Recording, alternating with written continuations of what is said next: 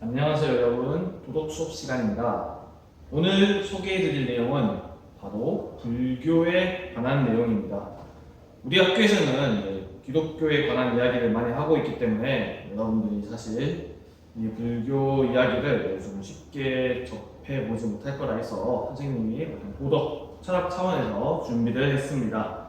물론 이게 당연한 얘기지만 선생님 어떤 불교를 믿으다 이런 종교적 차원에서 하는 게 아니라 철학적 차원에서 불교는 이런 내용이다라고 설교하는 거기 때문에 엄마 쌤이 불교 믿으래 이런 식으로 이제 받아들이시면 안 됩니다. 여러분들이 살아가는 데 있어서 지혜나 지식이나 관점은 다양하게 익힐수록 여러분들 삶에 많은 도움이 됩니다. 우선 코멘트로 시작하겠습니다. 문서연 학생의 선생님 안녕하세요. 저 1학년 일반 10번 문서연입니다.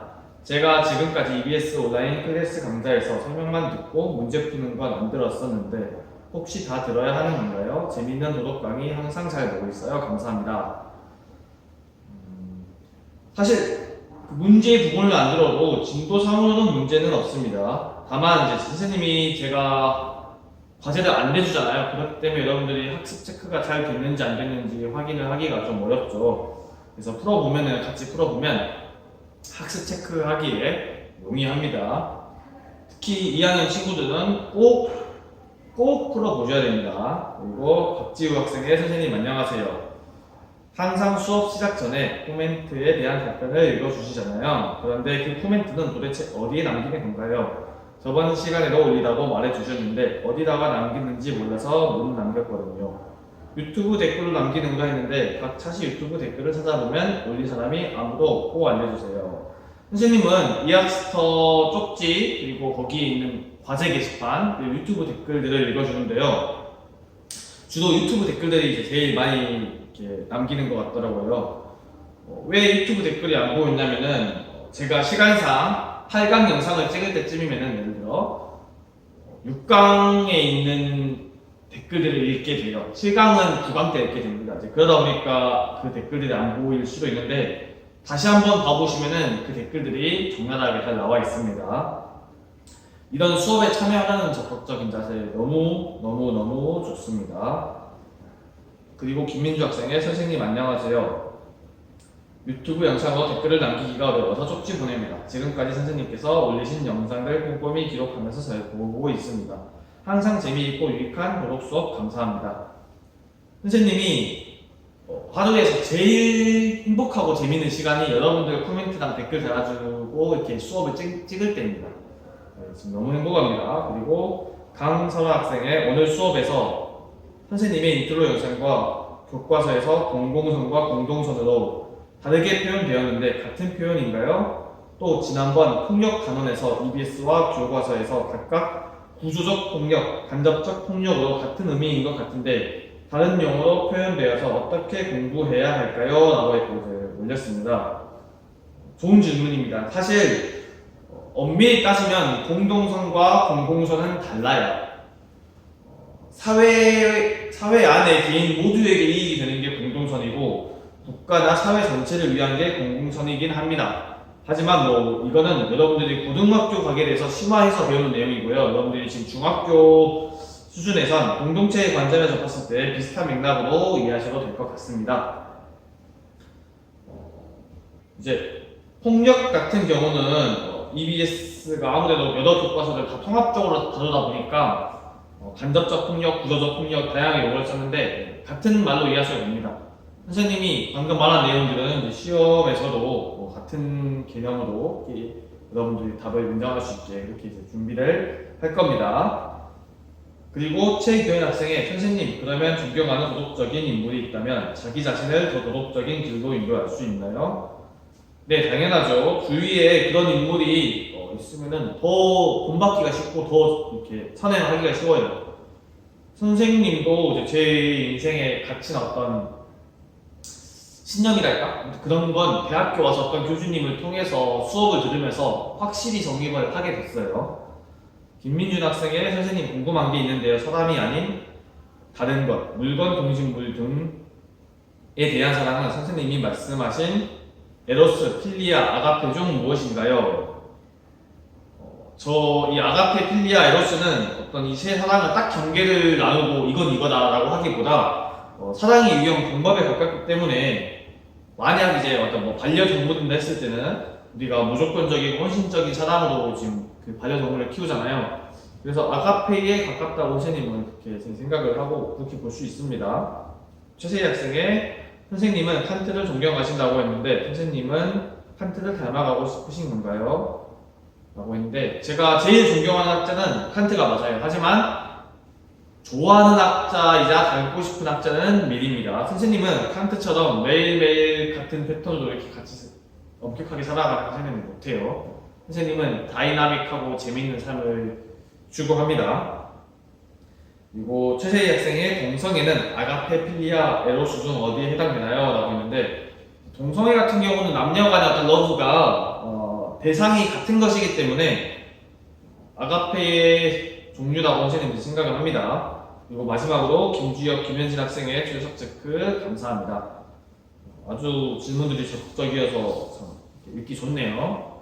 자, 그럼 이제 본격적으로 불교에 대해서 생각해 봅시다. 사실 전 세계에 있는 많은 종교 포함해서 많은 철학 중에 난이도가 손가락 꼽기도 가장 높은 것 중 하나가 바로 불교입니다. 그리고 이제 불교 같은 경우는 종파도 정말 다양하고 교리상의 차이도 이렇게 상이하게 있어요. 대승불교, 소승불교 나눌 수도 있고요. 천태종, 화엄종, 원불교, 티베트 불교 등등 정말 셀 수 없이 많습니다. 우리나라 같은 경우에는 교과서에 원불교 언급이 조금 나올 거고요. 그리고 여러분 한국사 할 때 교정과 선정이 어떻게 다른지 이것 또한 나올 겁니다.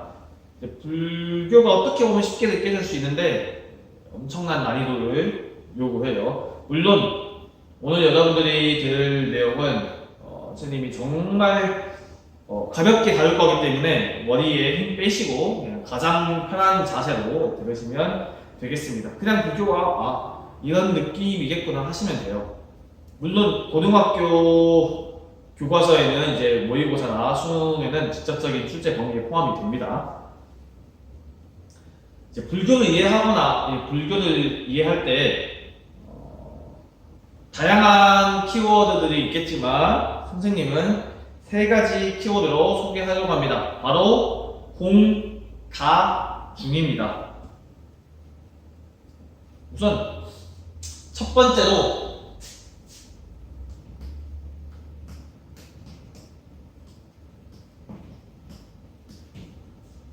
공에 관한 내용을 여러분들께 소개를 하겠습니다. 자, 이 공의 관점에서 보잖아요. 여러분들은 없습니다. 여러분들은 없어요. 이렇게 말하면 저 선생님이 뭔 소리를 하는 거지? 이렇게 할 수 있잖아요. 여기서 말하는 여러분들이 없다는 얘기는 바로 독자적으로 존재하는 여러분이 없다는 겁니다. 이 개념을 이해하기 위해서 인연생기라는 말을 언급을 하겠습니다. 인연생기. 우리가 흔히 너 인연이다 할 때 그 인연 맞아요. 이 인연생기는 모든 것은 독립되어 존재하지 않고 서로가 원인이 되고 조건이 되어 생겨나고 일어난다입니다. 원인, 조건, 생겨난다, 일어난다. 이 뜻인데 쉽게 말해서 이 책상이 혼자 있을 수 있나요? 이 책상은 나무와 어떤 기술자의 노력과 수요 등을 통해서 탄생을 하겠죠. 그리고 여러분도 여러분 혼자서 있을 수가 없습니다. 여러분은 부모님을 통해서 세상에 나왔습니다. 그리고 그 사람들이 서로 의지하며 살아가죠. 즉, 이처럼 이 세상 모두는 절대 혼자서는 존재할 수 없습니다. 그래서 없다고 말하는 겁니다. 이게 바로 공입니다. 그래서 이 관점에서 보잖아요. 이 세상에서 모든 건 결국 없는데 이 없는 걸 자꾸 가지려고 하고 내게 아닌데 자꾸 이제 내 걸로 만들려고 하니까 바로 여기서 고통이 시작이 되는 거죠. 우리 잘 생각해보면 모든 고통은 본인이 갖고 싶은데 가지지 못하는 곳에서 시작이 됩니다. 사랑이든 물건이든 시험이든 돈이든 다 마찬가지입니다. 그래서 우리 막 불교에서 보면은 이렇게 막 가부좌 앉아가지고 틀어서 수련을 하잖아요. 바로 그게 그런 집착이나 어떤 잡념을 없애기 위한 수련의 방안입니다. 또 우리 업보라는 말을 씁니다. 들어보셨을 거예요. 업보. 쉽게 설명하자면 여러분들이 행동한 행위가 바로 업이고요. 그것에 대한 필연적인 결과가 바로 오입니다. 즉 이렇게 원인에서 행위로, 행위에서 결과로, 그리고 그 결과가 원인이 되어서 나타나는데 불교 관점에서 여러분들이 이런 나쁜 업을 계속 짓게 되잖아요. 그러면 무조건 보로써 그 악행에 대한 대가가 찾아오고요.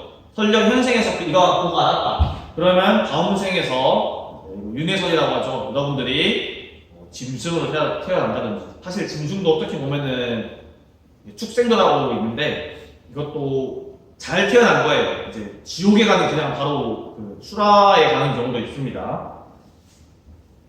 아무튼 반드시 좋은 행위도 마찬가지, 좋은 행위도 업에 대한 보는 무조건 따라온다. 왜냐? 이 세상 모든 것은 바로 인연생기기 때문이죠.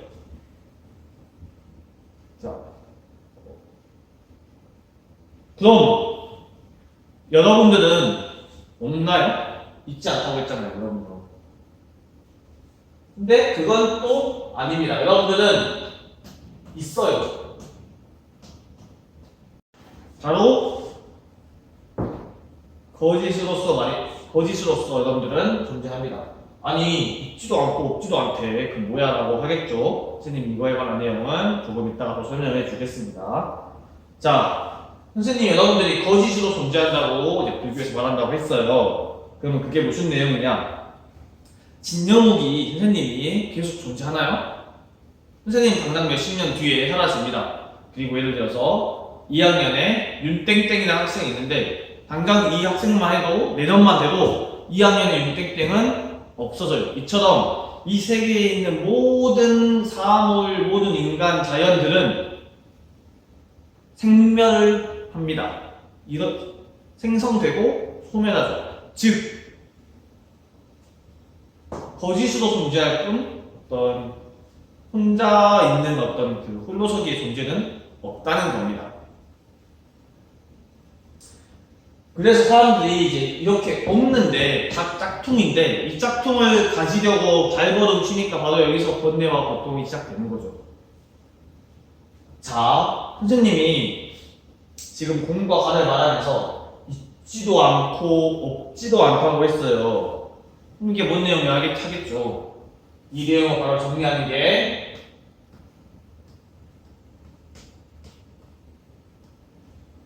중입니다. 이제 누가 부처님에게 14가지의 어떤 질문을 해요. 세상 설명하는 어떤 14가지 질문을 하는데 그것을 이제 14무기라고 하거든요. 그런데 부처님이 이 중에서 일부 내용만 말하겠습니다. 세상은 유한합니까? 아니면 세상은 무한합니까? 세 번째, 세상은 유한하면서 무한합니까? 네 번째, 세상은 유한하지도 무한하지도 않습니까? 라고 묻습니다. 참, 뭔 소린가 싶죠? 어려운 질문입니다. 부처님이 이 말을 듣고 뭐라고 하냐?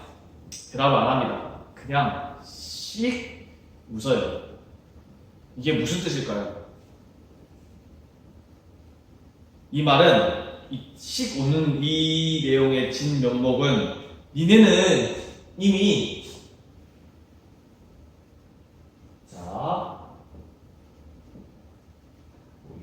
유한과 무한이 있다고 칩시다. 니네는 이미 이 양극단의 상태를 설정을 해서 이 세계를 이해하려고 하는데 그게 되겠냐 이겁니다. 이미 니네는 끝을 내놓고 세상을 보려고 하면 그게 되겠어? 하는데 좀 어렵죠. 그래서 중은 양극단에 치우치지 않는 상태를 말합니다. 따라서 없다고 해서는 안 되지만 있다고 해서도 안 됩니다. 쉽게 비유를 들으면 흑백 논리 하지 말라는 겁니다. 이거 아니면 이거 이렇게 보지 말라는 거예요. 그래서 여기서 말한 내용을 토대로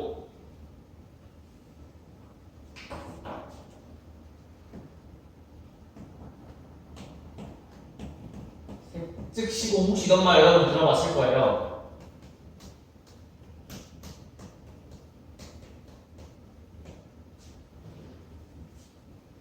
이 말이 곧 뭐냐?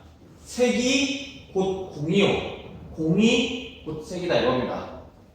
여기서 말하는 색은 어떤 우리가 지각할 수 있는 형체나 정신으로 생각하시면 돼요. 일종의 어떤 가의 개념으로 이해하시면 됩니다. 즉, 공이 곧 가고 가가 곧 공이다. 세상은 있으면서도 없고 없으면서도 있다 라고 하는 게 바로 불교의 논리입니다. 이렇게 말하면은 여러분들 상당히 지금 뭔 소리야 있으면서 계속 지금 이럴 거예요. 이래서 불교가 어렵습니다.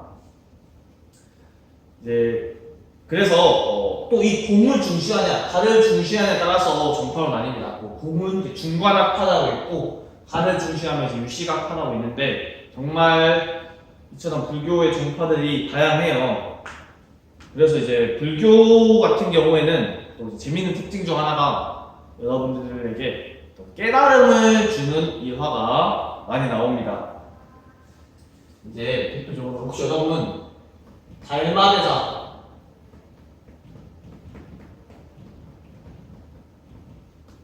들어보셨죠? 얼굴 막 울그락불그락 해서 엄청 막 얼굴 크고 이거 많이 보셨을 겁니다. 이분이 뭘 했는지 우리는 몰라요. 그런데 이분이 유명한 건 압니다. 자, 그럼 이분이 누구냐? 바로 선종의 일대조예요. 선생님 아까 한국사의 선종과 교종은 나온다 했잖아요. 그래서 이 부분은 중요하다고 했는데 쉽게 말해서 교종은 어떤 경전이나 이제 부처님 말씀을 통해서 점점 자신을 갈고 닦아서 진리, 열반에 도달하는 정파가 교종이고요. 반대로 선종은 이미 부처는 내 마음에 있어. 그렇기 때문에 내가 먼저 부처라는 사실을 깨달으면 됩니다. 단지 이제 부처라는 내 안에 있는 그 불성을 깨닫고 이미 내가 쌓아온 어떤 업이나 습이 습관 같은 것들이 있잖아요. 그래서 그것을 점차 닦아내는 게 바로 선종입니다.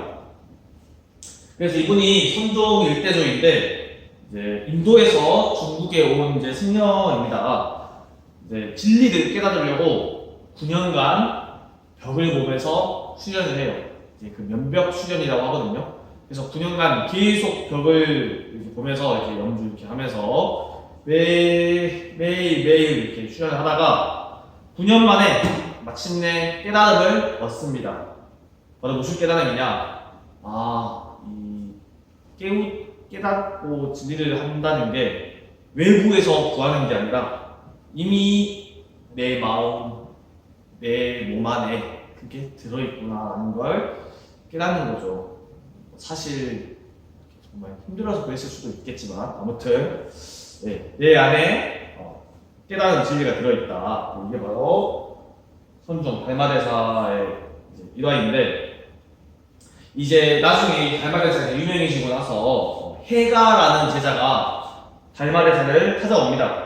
그래서 가르침을 구하고자 해요. 그런데 달마대사가 그때 겨울이었는데 자기 앞에 쌓인 눈이 붉게 변하면 제자도 받아주겠다고 합니다. 그러자 해가가 눈을 붉게 만들기 위해서 자신의 왼쪽 팔을 자릅니다. 그러면은 그 피로 눈이 이제 붉어지겠죠.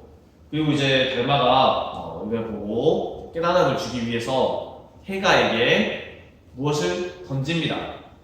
그리고 그 해가는 이제 그 무엇을 잡으려고 해요. 그런데 그 순간 아차합니다. 왜냐하면은 이렇게 팔을 뻗었는데 이미 이 팔은 잘려서 지금 없는 상황이잖아요. 바로 달마가 주고자 하는 깨달음이 여기 있습니다. 없는 것을 있다고 생각하고 무엇을 잡으려는 행위, 이 행위가 얼마나 부질없는가 하는 내용이죠. 그래서 이제 이 해가가 이때 깨달음을 얻게 돼서 후에 선종 이대조로 남게 됩니다.